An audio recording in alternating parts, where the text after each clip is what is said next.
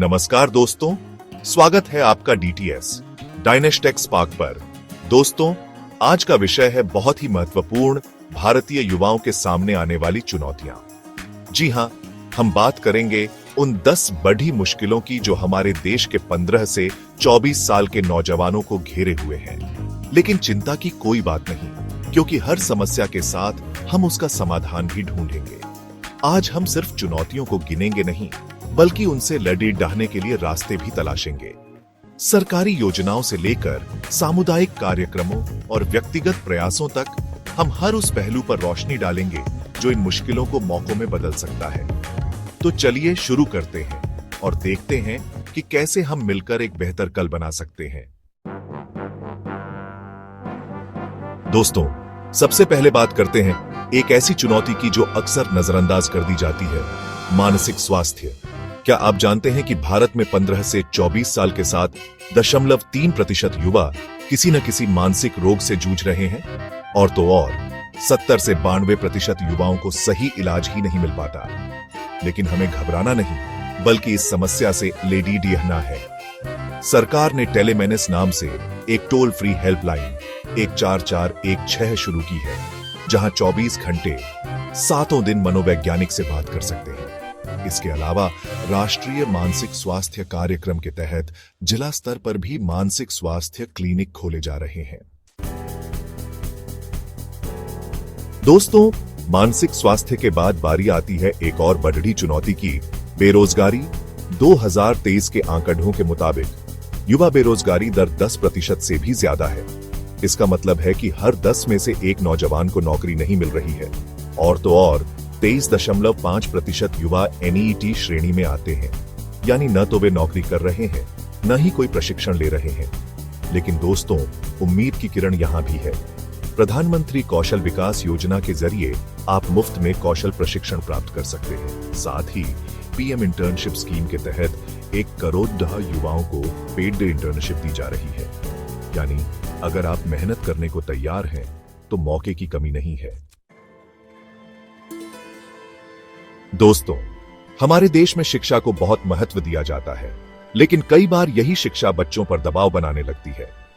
2021 में 13,089 छात्रों ने आत्महत्या की, जो कि बहुत ही चिंता का विषय है। यानी हर घंटे औसतन 1 से ज्यादा छात्र अपनी जान दे रहा है। इस समस्या से निपटने के लिए CBSE ने 1 फरवरी 2025 से सभी स्कूलों में मनोवैज्ञानिक परामर्श अनिवार्य कर दिया है। नई शिक्षा नीति 2020 के तहत भी सभी स्कूलों में करियर काउंसलर और मानसिक स्वास्थ्य विशेषज्ञों की नियुक्ति की जाएगी। हमें याद रखना होगा कि पढ़ाई जिंदगी जीने का जरिया है, न कि जिंदगी खत्म करने का। चैप्टर 4, आर्थिक असुरक्षा। सपनों पर महंगाई की मार। दोस्तों, आज के समय में पढ़ाई के साथ साथ आर्थिक रूप से मजबूत होना भी बहुत जरूरी है। लेकिन एक रिपोर्ट के मुताबिक 30% से ज्यादा युवा अपने आर्थिक भविष्य को लेकर चिंतित रहते हैं।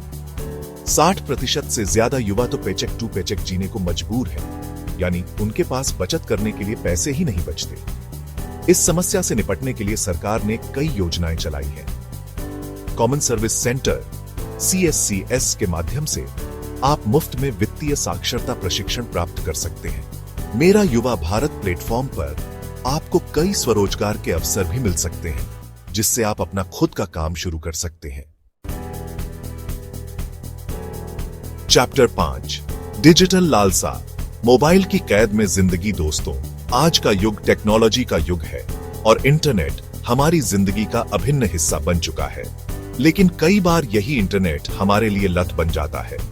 एक अध्ययन के मुताबिक 60% से ज्यादा किशोर दिन में 3 घंटे से ज्यादा समय मोबाइल और कंप्यूटर स्क्रीन पर बिताते हैं।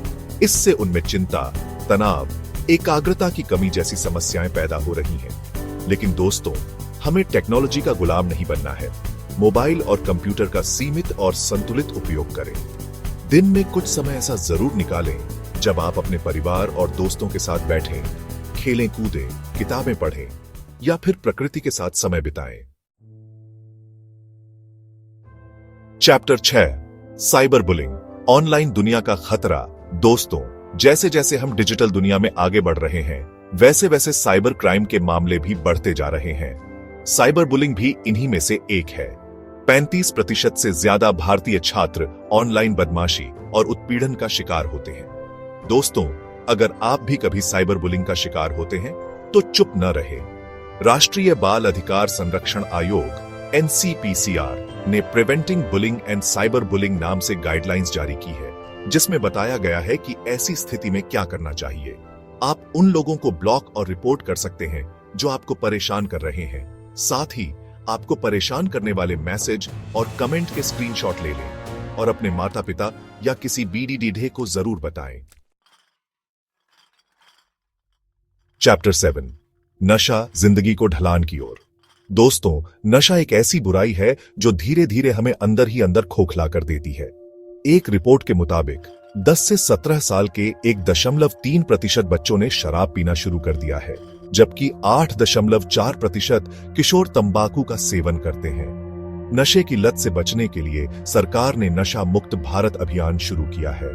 इसके तहत जागरूकता अभियान चलाए जा रहे हैं और ग्रामीण इलाकों में विशेष कार्यक्रम आयोजित किए जा रहे हैं। दोस्तों, नशा कभी भी किसी समस्या का हल नहीं हो सकता, बल्कि यह तो नई नई समस्याओं को जन्म देता है।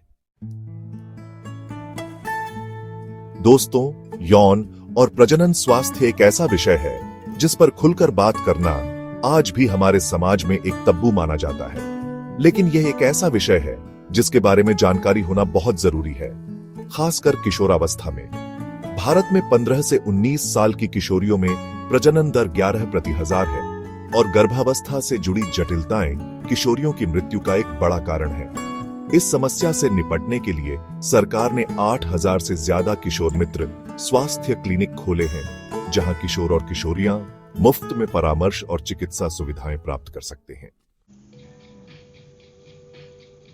दोस्तों, भारत में हर साल लाखों लोग सड़क दुर्घटनाओं में अपनी जान गंवा देते हैं और इनमें से ज्यादातर युवा होते हैं। 18 से 35 साल के 46.3% युवाओं की मृत्यु सड़क दुर्घटनाओं में होती है। सड़क सुरक्षा के बारे में जागरूकता फैलाने के लिए सरकार ने कई कदम उठाए हैं। स्कूलों में स्टूडेंट पुलिस कैडेट प्रोजेक्ट के माध्यम से बच्चों को सड़क सुरक्षा के बारे में जानकारी दी जाती है। सड़क पर चलते समय ट्रैफिक नियमों का पालन करें, हेलमेट और सीट बेल्ट का उपयोग करें और मोबाइल फोन का इस्तेमाल न करें।